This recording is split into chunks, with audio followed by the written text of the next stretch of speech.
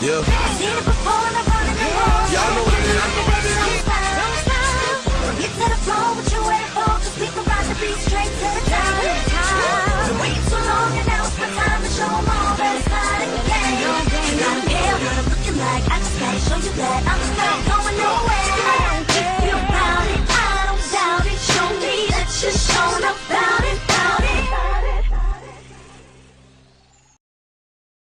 Welcome to the Life in the Now broadcast. Today we're talking about restoration. When you make a full comeback from a fall, from making a mistake, from being hurt, God is a restorer. And it's time for us to stand up and get back up and do what God has called us to do. This show is all about showing life outside of the church, life after the church. Once we shout, once we pay our tithes and our offering, once we do the things that we know we're supposed to do, what do we do after that? What do we do in regular life? We want to show God in our everyday life. So people need to see what happens in the life of men and women of God. Sometimes bad things happen. Sometimes they've had bad childhoods.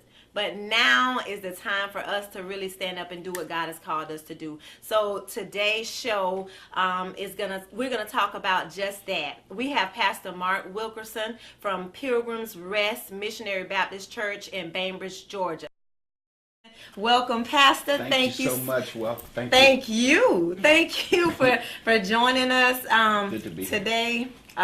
You have a great story, and I want to hear all about it. I want the people out there to hear your story. I want you to just kind of let us know where you are now, where you came from, and where God is taking you. Oh, wow. Because that you have an awesome story, and I was told a little bit about your childhood, and that really it hit a place in my heart, because a lot of people look at men and women in ministry, and they don't know where they've come from. They don't know the struggle and the humble beginnings. So share a little bit about your beginnings with us. Oh, wow. Where do I begin? I came up as a foster child, and I guess that all happened I really didn't find out until my 8th grade year. And back when I was going to school, probably when you were going to school, at that time they had what is called apprentice. And apprentices would come in to learn how to be a teacher. And one day I went to physical education for gym, and we had an apprentice, and it was her turn to take the role, and she was taking the role, and she got to my name. She said, "Oh my God, I know you." And I'm looking at this lady like, wow, who are you? She said, "But I can't tell you until Friday. I'll tell you on Friday." So I didn't think much of it, but I didn't know her. So we got back to Friday, and went back to gym, and that's when she came in, and she said, "I hate to tell you this, but I'm glad to tell you this. I'm your aunt." Wow. And I'm like, "Help me." From a teacher. From a teacher. And so she began to tell me what had happened, how I ended up where I ended up, what had happened with my mom, and that was, my mom had one of those wild lives, and she was doing the heroin thing, and she was living her life, and she left me.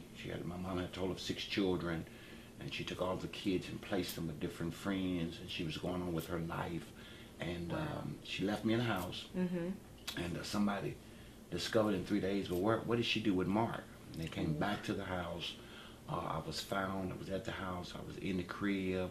From the way it was told to me, and I did go back and do some investigation, is that a rat had ate off the heel of my foot. I was in my fecus, and it was basically like I was left for dead.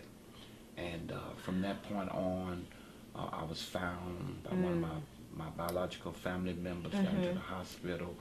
And after I was released from the hospital, they released me to my grandmother. But at that time, my grandmother had 13 children of her own. Are you serious? In a 2-bedroom apartment. 13 children. Oh my God. And so she said that she could not take another child. So she called Family and Children's Services. And at that time, they came, they got me. And at that time, I was placed in different homes until they can actually find a home for me to be placed in. So I was put in a foster home, and then around the age of 17, I said, you know, I got to do this on my own for myself. And so at that time, I left, I moved out, ready to live my own life, do my own thing. I think one of the things that I'm going to always remember is that Scripture says, raise up a child in the way they should go, and they will not depart from it. Right. So I did get out there, and I did have the wild life. I did the party scene. I did the drugs. I just living life. Right. We all have, you know. We lived our life. We lived our lives. Right. But there was always something that gnawed at me. After being out all night on Saturday night, Sunday, something gnawed at me because I knew something wasn't right. I knew I was not doing what I was supposed to do. But I ignored it for a number of years, and I just kept on going with my life and doing my thing. And probably right around 20, 21 years old, had an incident. I was hanging out with some friends one night, and it was Halloween night. Don't forget it. We were getting high, and we were drinking, and when the so-called party was over, my friend's car wouldn't start. And so I said, well, I'll just walk home. You know, I was high, feeling good. I just walk on home. Right. And so at the time I was walking home, I had to cross a major intersection. And I was high. I stepped out in the intersection. There was an 18-wheeler. And I don't know how he stopped that thing, but he stopped it on the money. And I lost my high.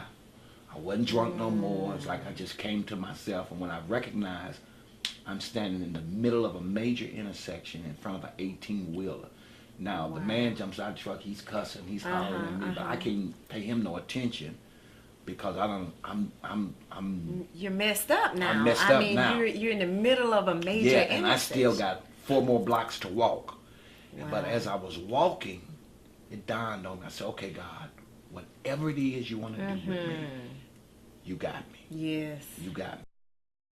There was always something that gnawed at me as a child, and I carried it over into my adult life.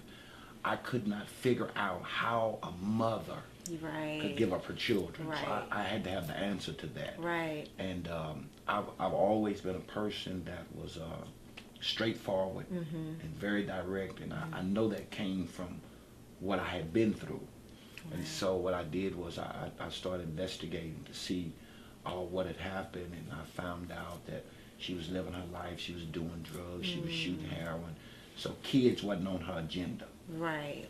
But then years up the road, I had to thank God because sometimes we can't see the blessing because we so caught up in the stuff that really don't amount. Exactly. And so so after a while, you know, I discovered that I was not supposed to stay.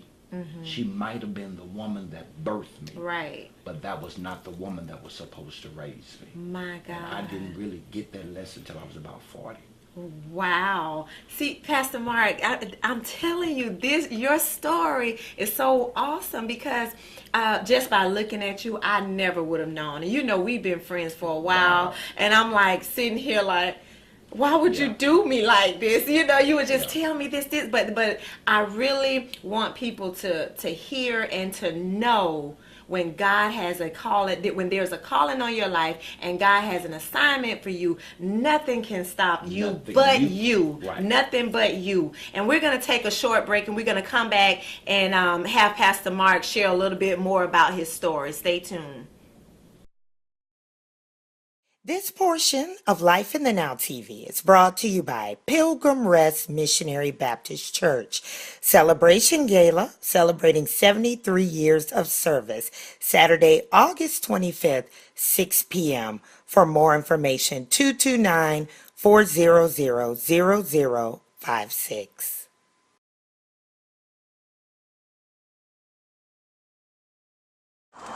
Okay, we are here live at Pilgrim's Rest. Appreciate them supporting the Life in the Now broadcast. Pastor Mark Wilkerson, who's taking us in the back way right about now. Thank you, sir. What's some stuff that you went through last year, you ain't got to deal with it this year because you've grown from it. And And sometimes we keep going through the same stuff because we don't get the lesson the first time. Sometimes it's people. And certain people will push you to the place and push you to the point, watch this now, that you call God's name. And it's not always a bad thing, because what they don't understand is they really have to be spiritually grown. You know, this corner has been hot. The anointing has been here. Things have been moving. The Lord has been moving in this place. Lives are being blessed, and lives are being changed. So I'm grateful for what God has already done, but I'm really excited about what He's getting ready to do here. This is behind the scenes of Pilgrim's Rest, who supports you telling your story. What should the world know about this ministry? The world should know that this is a ministry that will receive anybody, no matter what walk of life they come from. Our motto is, we'll give you a chance just like God will give you a second chance. That's great.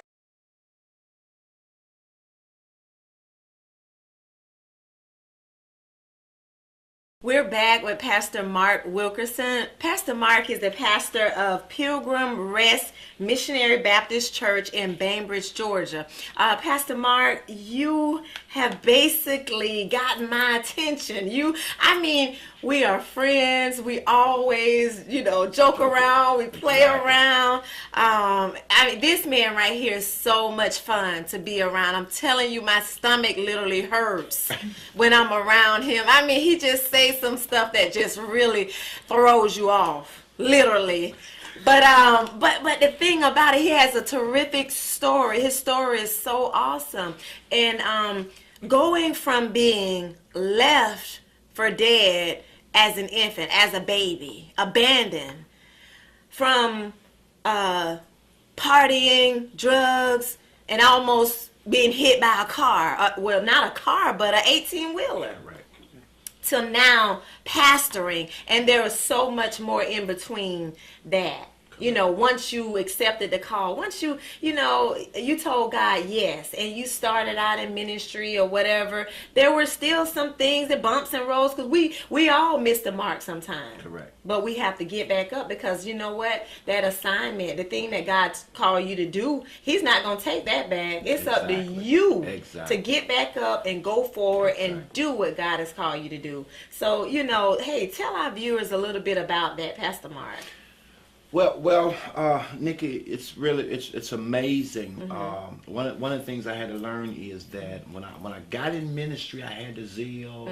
I was working it, but then after a while, what I think happened is, I got the big head. Come on, talk about that, Pastor, because you know that what happens is that you start making money, you start living in the fine houses, you start having the tailor-made suits, and so you're on top. And what happened was, I got to a place I could not be told anything. I figured, I'm the pastor. I'm gonna tell you how we gonna do it. And so what happened was, I stepped out of the will of God, if I can put it that way. And so when I stepped out of the will of God, I had to go through a desert experience. God reminded me, if you remember the story, when David had to go out and pursue, he ran across a man in Ziklag that was a slave. And the slave was left on the side of the road. His master left him because he could no longer perform.